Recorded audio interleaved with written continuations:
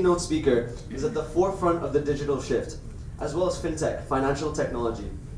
This claim is backed by his never-ending list of impressive accomplishments.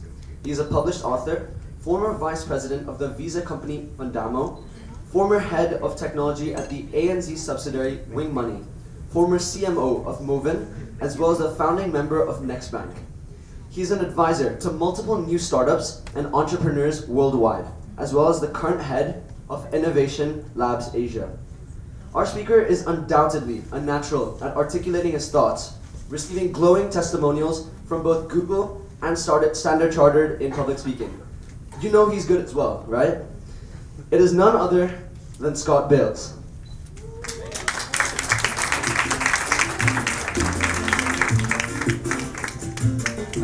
Thank you for that really warm introduction. That was my ego inflating over there in the corner. Thanks for having me here today. I have 25 minutes to impart 20 years of experience on you, so I'm going to do my very best. And in Hannah's speech, she said a couple of things which are fantastic introductions for me. A couple of things is we're going to touch on the generational differences today, particularly in the digital era. And Hannah's question of are we ready is literally the title of my topic. So that was good to see, is that I've spent my life, focusing on a thing I call empathy to opportunity.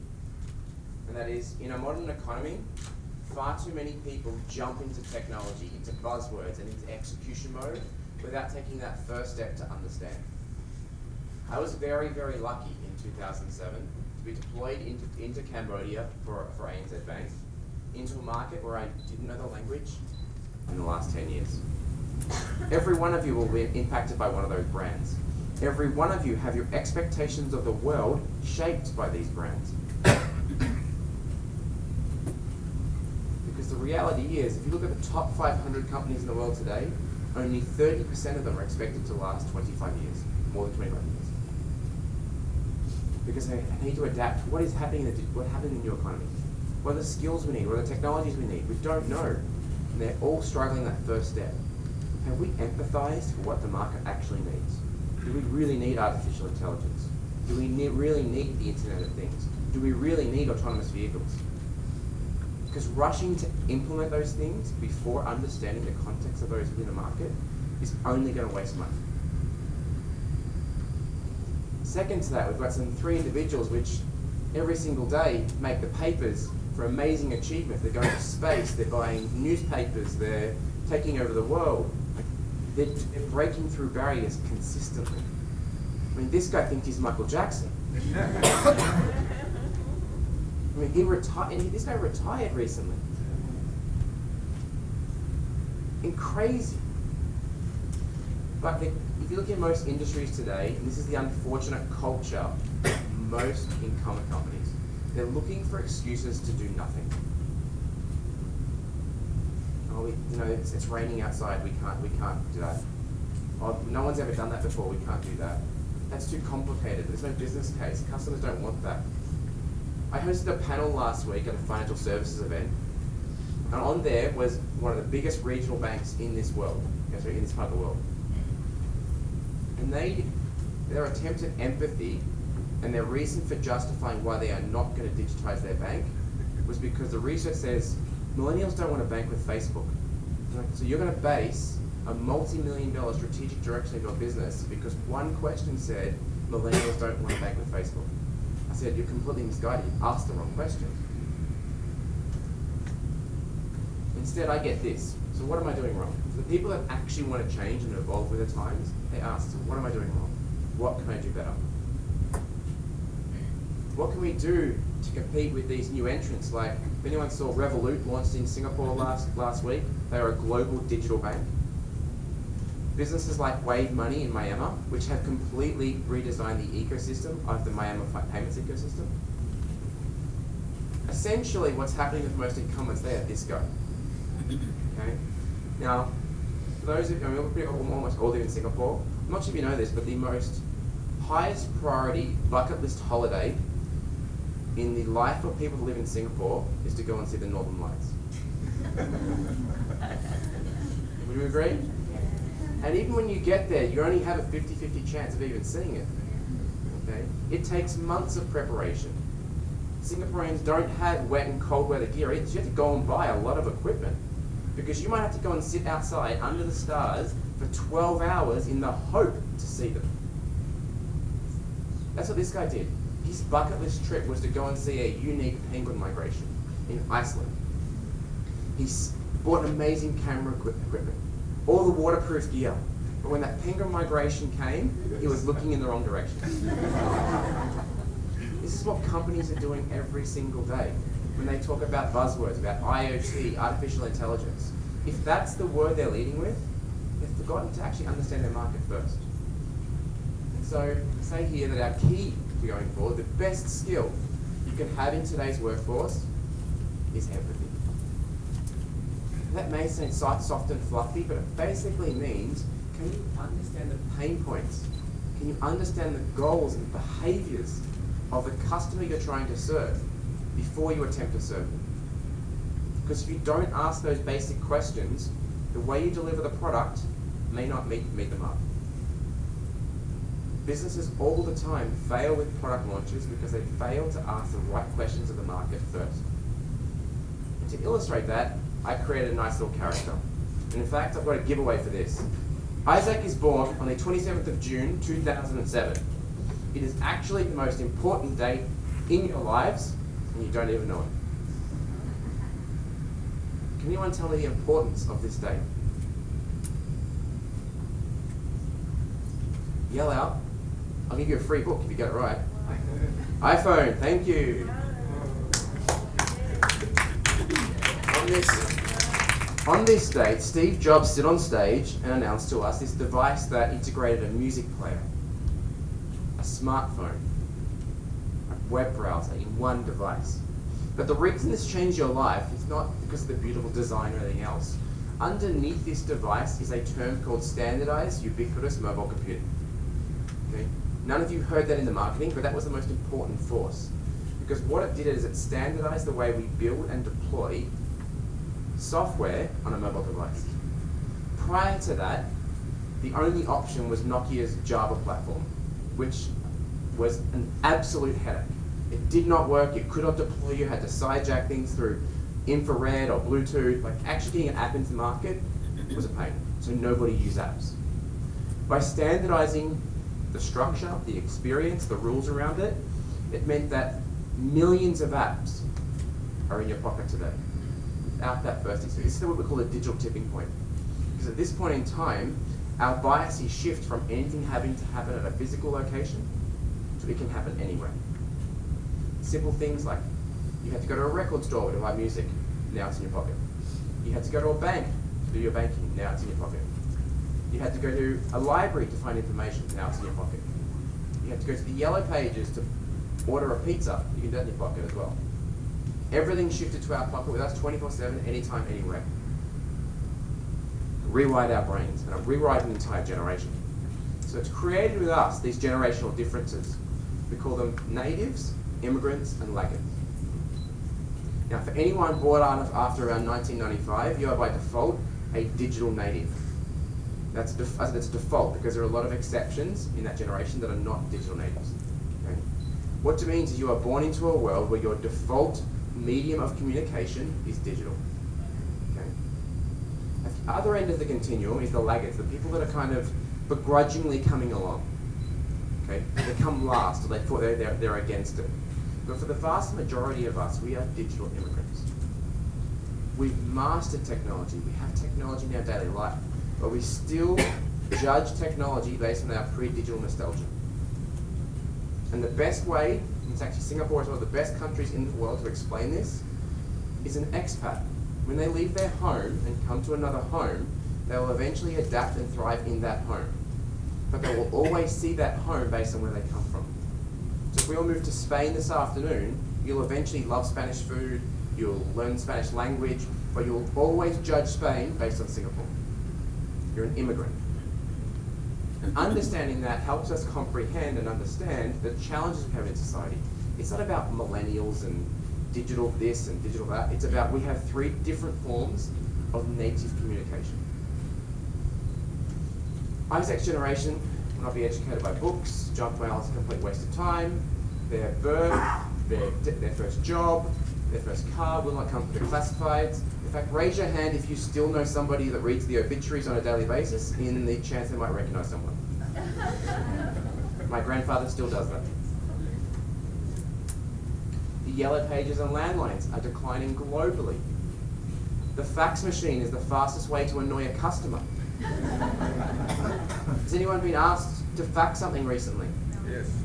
What's your response? It's kind of like, it's either, if it's not what's a fax machine, it's like, where do I find a fax machine? Optical discs. This used to be our way of getting movies, music, software, gone. And as a result, entire industries, global number ones, are being swept aside. And it wasn't so much that they had any bad financial controls, they just failed to adapt to the needs of the customer. They failed to empathize continuously. Companies are good at doing what's called splice empathy. They do a research report or a survey or a focus group, and they think that's all right, we can come back to them in 5 years. In 5 years, you could be out of business. Empathy at companies like Airbnb and Amazon is continuous. It never stops. Because they knew best to adapt to change in the market. Next book. The most important number in consumer lives is the number 17. Can anyone tell me why? Any 17-year-olds in the room, actually? No 17-year-olds, okay. At the age of 17, the vast majority have had what's called their first consumer empowerment moment. And that is you're allowed to make your own consumer choices. There are people who do it older and there are people who do it younger, I get that. But the vast majority is at the age of 17. This is where the idea of first impressions last sticks. Because the brands that you like and dislike at the age of 17, you will like and dislike for life. Particularly ones you dislike. Okay, so get to the book, I'll ask a question later. But this translates into some of the best use cases. Any Pepsi fans in the room? Most likely you liked Pepsi at the age of 17 and that sticks with you for life. Because people that don't like Pepsi at 17 don't like it for life. But how this happened was magical. Because it's not the flavor, the curves of the bottle, or the celebrities that endorse the product that actually differentiate between these two. If we wind the clock back to 1965, on a hot summer's day in America, the most popular place to actually buy Coca-Cola was at a gas station. Okay, we didn't have 7-Elevens and where you buy it today, you buy it at a gas station. And what they realized is that if you can put a positive brand imprint at a gas station, because remember, in 1965, by the way, it took 35 minutes to fill up your petrol tank. None of us would even stick around for that long now. But back then, it was because the technology involved took 35 minutes. Imagine being a 17-year-old son sitting there in the back of the car with no air conditioning for 35 minutes while Dad put gas in the car. But then something magical happened. Dad gave you a quarter, and you went to this machine. You chose Coke, Fanta, or Sprite, because even Diet Coke didn't exist back then. Dan gave him a refrigerated, cold drink on a hot summer's day, and it left a positive brand impression for an entire generation. Pepsi took 8 years to respond. Those 8 years are why Coke is the number one today. So we have to ask ourselves, okay, let's go. Isaac, he's going to be 17 in the year 2023. Think about the brands in your life today. Are they ready for a digital native? What will be their first experience? I always say the most painful experience in a consumer is opening a bank account or buying insurance. Imagine a digital native opening a bank account or buying insurance in the modern economy. It's hard. It's frustrating. It's why the Net Promoter Score of financial services is at the bottom of the ladder. But unfortunately, he's not the only digital native in the world. Angry little Timmy here is born in 2000. He's been around as long as a smartphone. He's also been around as long as PayPal. So sending money, as simple as sending an email, has been around for 19 years. For 19 years, that has been an expected behavior of an entire generation. Is it any wonder that when people give you, oh, I need to know your Swift code, your branch code, your account number, we find that frustrating? Those people made their branding decisions 3 years ago. But let's get to the ones that are actually even more important. Isabel and Ethan. These two behaviors affect everyone. Ethan, on the right-hand side, is born in 2001. Isabel in 1998. I'm going to ask you two questions. If you want to know the answer to anything, where do you go? What is the one thing we all like? We all love music. You have different genres, you have different preferences, but the most unanimous and ubiquitous like in the world is music. Ethan was born the day the iPod was existing, so we separated from the physicality of music experience. And as a result, the iPod and then Spotify in itself create a huge, what we call experience transfer. How you experience music influences how you expect other brands to behave. Okay? His sister is born the day of Google, and this is the powerful one. Prior to 1998, if anybody told you something, you had to make a decision to accept it on face value. Now you can validate it. Okay? For 21 years, we've been able to validate it. And this is the most staggering case study, because I work with boards and C-suites all the time. They go, I haven't changed. And I ask them this question. Actually, I'll give a book if you can answer the first part. What is the most revered profession on the planet? Sorry? Even more than a teacher. Doctor. Thank you. So a doctor is so revered that if they gave you poison, you would take it. You would not question it. But raise your hand if in 2019 you Google or WebMD a symptom before you even go and visit the most revered person in your life. The highest revered, the longest education, and we second guess them. Because we've had Google for 21 years. We've changed as a species. Our psychology, our wiring is different. We have to realize this is what digital native means. This is what digital immigrant means, not IoT and artificial intelligence. Understanding this as a species is more important than the technologies we throw at it. Understand how we have changed at a psychological level, at a behavioral level, before we start imposing technologies. By the way, the dates they chose are gone. The Google generation had their first consumer empowerment year 5 years ago. I've only got a few moments left, so I'll finish on this. As human beings, we have three roles in our society. First and foremost, we are a citizen of our country. And our role is shaped by all of those things. Just the construct of citizenship is changing. And you can see that in the US elections.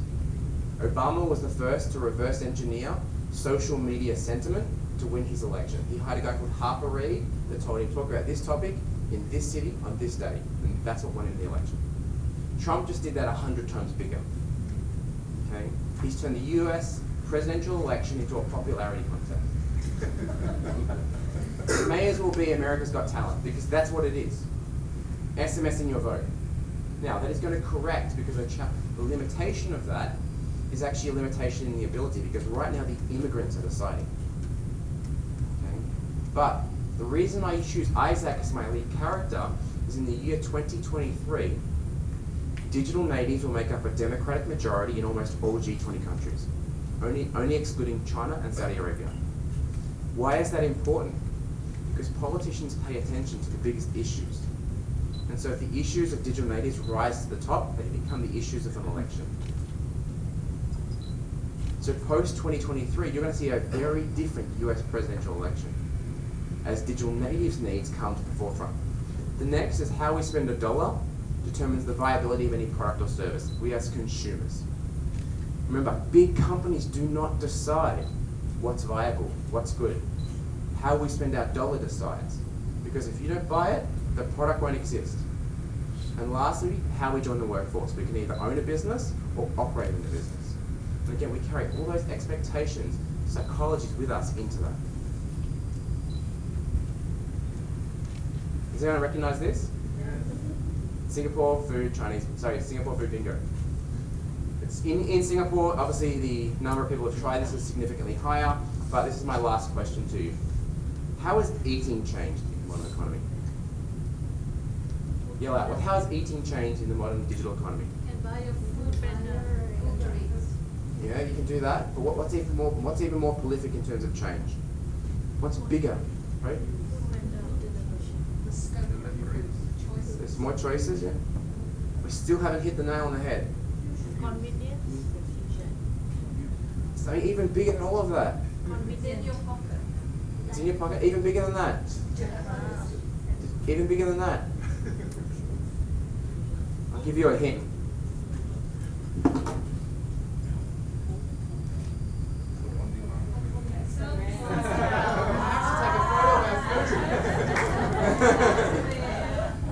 So here's the crazy thing. The statistic in 2017 in Singapore was that 67% of the residential population here admits to taking a photo of food or beverage in the last 7 days. So the unfortunate, but despite all my work and all my research, my most quoted quote is the one I'm going to leave you with. If Instagram were to crash, Singapore would starve. Thank you for your time today, everyone. Everyone, full round of applause again, please. Oh, wonderful. Could I please call you back? We would like to present you with a memento for that amazing speech.